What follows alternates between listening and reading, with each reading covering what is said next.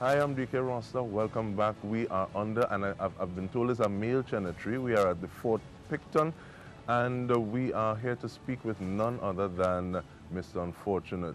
Some people call him James from Joan and James fame. Some people call him the great-great-grandson of Miss Rubble. None other, though, than Clifton Ryan. And we still say mighty, the mighty bomber at age of 39, as you would have informed me. Mr. Ryan, how are you doing? I'm quite well, thank you. And we want to thank you for actually making the time to speak with us at this point in time. Yes, I was told that you would be here sometime last week. My daughter, Shoma, told me that you all will be coming. So I was looking forward to it. Mr. Bomber, Yes. is there a special spice that comes from Grenada and influences Trinidad and Tobago? Well, I don't know because when I came because my now wife was my girlfriend in Grenada, and she left. And the lady who used to take care of her, she used to call her mother Nenny, and they came to Trinidad. So a football side from Trinidad came to Grenada to play football. They were called the Sin Pin Boys. They were a gang of footballers from the fire brigade. So when they spoke to me and they realized that I was a Calypsonian in Grenada, and they became friendly with me. And so I had a friend on a boat. I don't know his name up to this day. I just used to call him Trini. We were friends. And I went to him because she wrote me a letter from Trinidad to Grenada. And I remember quite clearly the words were, Clifton, if you don't come, I will throw myself on the train line. So that got me scared, and I decided I have to go and tell Trini, the man on the boat, what's happening. And he said, so what you want to do? I said, I would like to go. So he told me, he said, you want to go in church? I said, yes. And he said, come back tonight at 8 o'clock. He said, because we leave at 8. And when you see me, untie the rope from the vessel and throw it on the wharf. We are about to leave. He said, that room in there, he showed me a little room. He said, that's my room. I am the cook. So you go in there. Nobody don't answer anyone except me. And I went in and I stayed there. So I went in about 8-ish, and I was getting kind of lonely, you know, I alone in there. But he told me not to answer anybody or anybody. Nobody called me, so I stayed. But when it was about 12 midnight, I say to myself, I say, wow. Well, as I did at the time, and I am now, I have on a watch. I had on a watch. I see it was 12 midnight. I say, well, nobody checked me or something. So eventually I heard voices speaking, and I realized it was some of the footballers that came from Trinidad, Sin Fin Boys. But while they were playing the match in Grenada, I was backing them. And the Grenadians who were born in the same country as I do, they wanted to beat me. And one or two of my good friends tell them, you don't hit he, you know, he don't take no lash. And so on. So it's a long time you have that name, that nickname? Well, all right. No, well, I give you now. I began to sing Calypso since I was 11 years old. But there was a lady, she died now. She died at the age 99. Mrs. Pansy Rowley. She had a choir. I don't know for what reason, they called it the Pygmalion Glee Club. And so she was coming down a place called Halifax. We have a Halifax Street in Grenada. Halifax and St. John. And she saw me, but she knew me, and she said, Ryan boy. So I look up and I say, yes, Mrs. Rowley. She said, what you doing outside here? You should be in school. I said, no, Mrs. Rowley, I don't go to school. I work half day to get something to eat. And that's it. I go to school half day, only in the morning. So she said, well, why? I said, because my mother died and I have no one to take care of me and so. So eventually she said, but look, your copybook in your pocket, the school book. I said, that's not my school book. That's my book that I write calypsos in. She said, you sing calypsos? I said, yes, I do. So she said, sing one for me. And I sang a calypso, which I don't know why, I can't remember that one at all. Juvenile Delinquency. That was the first calypso I ever made. And I went, I went to enter the competition, and they told me I'm too small. And she said, okay, I will go and see that they enter you for the next carnival, because that time, Grenada and Trinidad and Tobago used to have carnival the same time. So she went and she entered me. I didn't even know. And then the following week, she came back in the same area and she saw me. She said, Ryan boy. I said, yes, Mrs. Rowley. She said, you're on for the next carnival. I said, what do you mean? She said, the competition. So I went to the competition. I was so small that all the other people who were taking part were big people. So they put a table and placed me on top of the table to sing. I sang. When they had about 12 competitors, and when the 12 finished singing, they would give the results, but they would call from number 12. So they started. Number 12, and they call the singer, and they go. So I say, I'm on 11. And they call 11, I say, I'm on 10. And they're going down. So when they reach 3, I say, what? I run second, boy.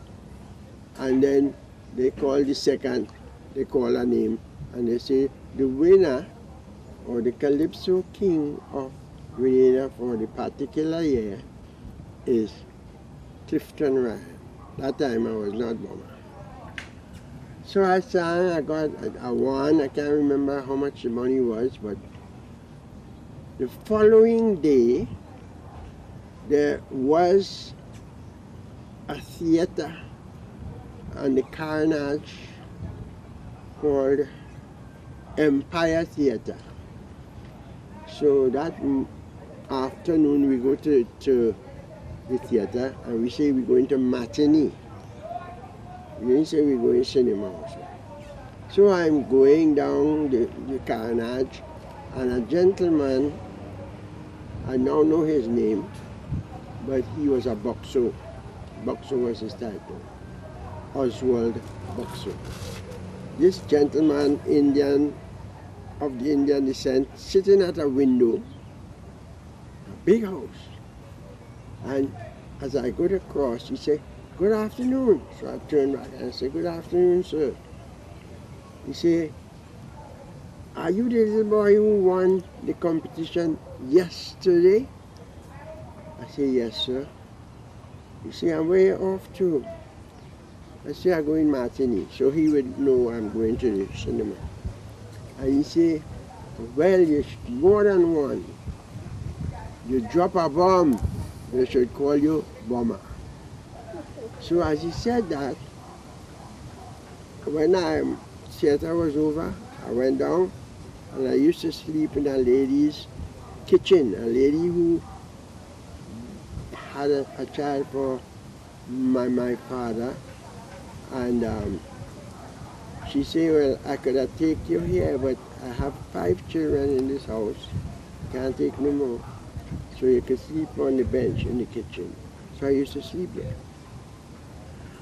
And in those days, they used to have They used to call them latrine. That is the toilet. The outhouse, yeah. Built with galvanized. One side is the bathing bathroom, the next side is the toilet. It's called the latrine. So I used to wash my clothes in the bathroom, put it out to dry in the sun, and at night when I go to sleep, I put a piece of cardboard below my head, wash my clothes and so on, and fold it nicely and rest it below there. Because at that time, to be honest with you, I had just one pants, one shirt. And when they see me next day, oh, you're looking nice. So it looked like if somebody ironed or pressed it. Press it. Because it's below my head in the cardboard. And I kept on like that. And I won for 7 consecutive years. You're showing off on people. Yes. But actually, but we'll take a small pause there and we'll come back with more. Stay right here, you don't want to miss it.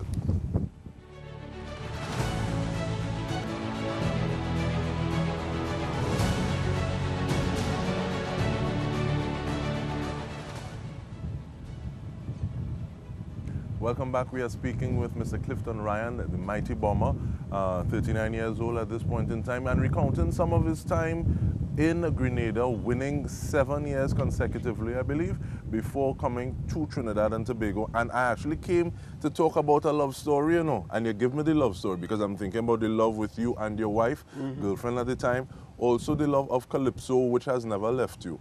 And that is one of the things that I want to talk about now, because there's a way that you write that makes me look at words differently. So, and you know, there may be a saying that we use all the time, but the way that you would build a story, and then when you drop that line that we use all the time, is a punchline.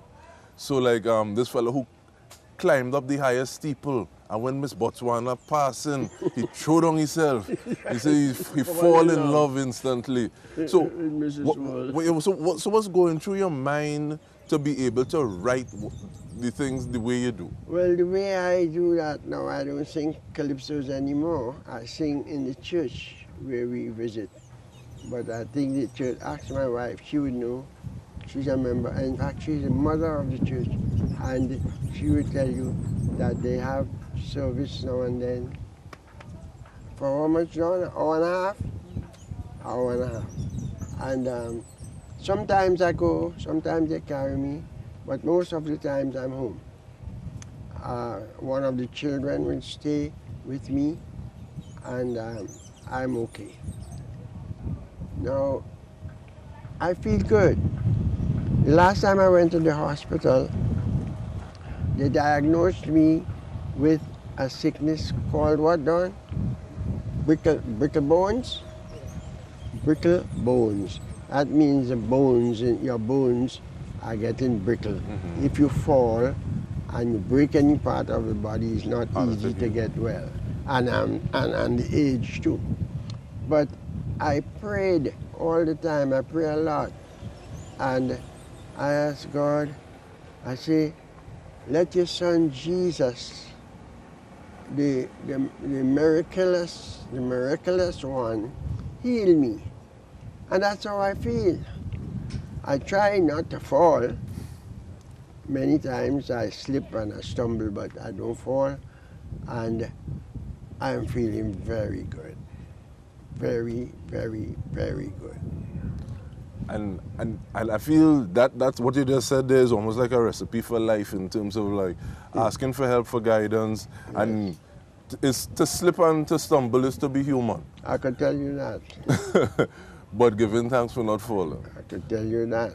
But you also said that sometimes you, even though your wife may go to church and you don't go, you have a family member with you. How do you feel to be able to, you're kind of secure in the knowledge that you have family members around you who love you, who are there with you? Oh yes, magnificently, because this my daughter there, Shoma, she's most times the wife have to go out, and she don't have to go. If they have to go, two of them will stay. And a young man who stays downstairs, his name is Kevin, and he will come up and remain in the living room where I go to my bedroom. Because since they diagnosed me with that brittle bones, they advised them to put a sheet of, what the board name? Plyboard on the bed, so that I would lie on that. I don't know, the doctors, they know. So they tell them what to do, and they did that, and that's what I still sleep on. And I sleep comfortable on it. There are times when I get pains in the stomach or sometimes the chest, and I pray. I pray a lot because I believe that there is a God. And when I look around me and I see the daylight, the sun and the moon and the stars, etc., I believe there is a God. There are so many people who don't believe that there is a God. I don't, they call them what? Atheists? Atheists. Yes. I used to say atheists, I didn't know. But then I got to know the right name. But I believe when I look around me and I see the trees, when they move, I say, Lord, the trees are all bowing to God and worshiping Him. Nevertheless, I admire the things God made, the birds, even the bees, although sometimes they sting. They stung me when I was in Grenada.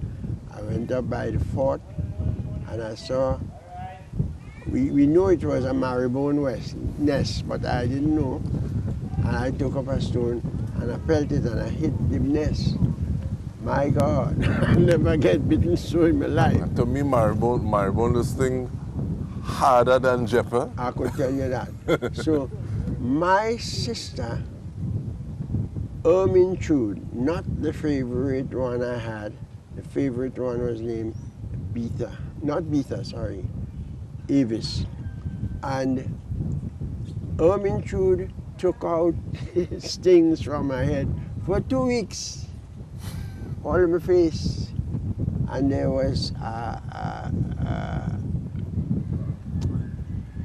drugstore not far from where I used to sleep, and about from here to where I live. And I used to send there, his name was Mr. I forget the name of the man who had the drugstore, but his name, I can't remember. And I sent my sister there, and she told him what happened with the Jack Spaniels, and he gave her a rub. And she rubbed it on me, and some of the stings came out of themselves. But other than that, she had to pull them out. It took about 2 weeks eventually, but I got cured. And then, as I told you, I used to run. And I was very fast. I used to run here too, because they just have races here on Independence Day. And I used to run here, and most of the times when they called for the father's race, that was my habit of winning that all the time. But the thing is that if you are 39, I am 4. So give me some advice to make a little 39 now. Well, trust the Lord. Trust in the Lord. And don't despair. He will take good care of you. That smile, because even you say you don't sing Calypso anymore, but even the way that you speak, I hear it, and the way that you describe things and the trees bowing before the Creator, it's still a very, you hear that, you get that from it. So we actually thank you for being able to spend some time with us as we've had this bit of conversation. Right. Well, that's the way I am, you know. My wife and I, we get up every morning when God wakes us up, and she plays the keyboard, and we come together, we lift our voices in prayer and song. Now my eyes are not what they used to be, so I don't see as I used to. She does, she has good eyesight, so she reads the Bible, and she picks a sermon for the day, and we get the Daily Word, if you know about that little book. And she takes something from the Daily Word and goes to the Bible and sing about that, and speak about that. And I try very much to remember what the sermon was for the morning through the whole day. Even the next day, sometimes I ask her, I say, you remember what the sermon was yesterday? Sometimes we remember, sometimes we forget. Because the Bible in itself says human beings do forget. And so on. I read the Bible twice, from cover to cover. And I was hoping to read it a third time before God read it for me. But the eyes, I don't see as I used to before. But the Bible said that, like you said, that humans forget. And because we forget, those who have that platform, I think it's our responsibility to make sure that that remembrance goes on. Yes, and definitely you are one of those that we want to remember and give you the accolades that you have worked very hard for. John asked James what he wants to play. He making style and he wouldn't say. Whenever I remember others had to laugh, the little Sarah boy turned and he tell the crowd, he said, dying, dying. Come now we play to mommy. If you hear him, you is the mommy. And he tells she, I is the daddy. He gonna again dying, dying. Make up the bed, yeah, we do. And when he wake up tomorrow, me and you don't mind it a popo.